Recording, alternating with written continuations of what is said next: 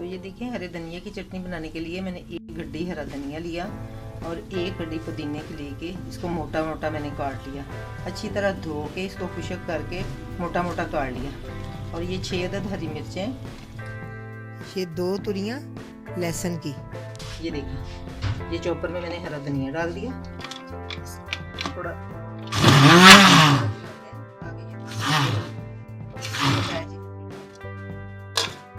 हो गया, इसके अंदर हम और धनिया डालेंगे।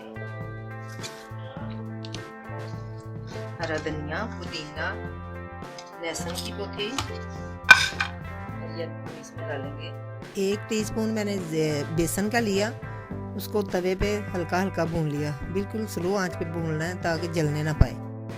1 टीस्पून गुड़। ये मैंने ना इमली को भगो के रखी हुई थी, तो इसको ना, ये इसका पल्प नहीं डालना, इसके ऐसे मैंने डलियों से उतार के ना, ये देखिए ऐसे उतार के ये इसके ऊपर वाले छिलके डाल दिए।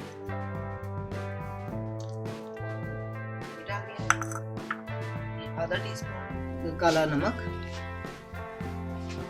ये आधा टीस्पून नमक, ये 1 टीस्पून भुना हुआ और पिसा हुआ जीरा, ये डाल के अब मैं चॉपर को चलाती हूँ। तो ये देखें, ये मैंने हरी मिर्चें भी काट के जो डाली थी ना, अभी ये ऐसे का हुआ है। अब मैं दोबारा इसको चलाने लगी। थोड़ा सा चटनी के अंदर पानी डालेंगे हम, ये पानी चला गया, तो अब हम इसको फिर चलाते हैं। तो ये देखिए, इसी तरह की हमें चटनी चाहिए।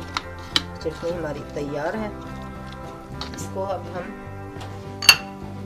बोल में निकालते हैं। तो ये देखिए, चटनी हमारी तैयार हो चुकी है।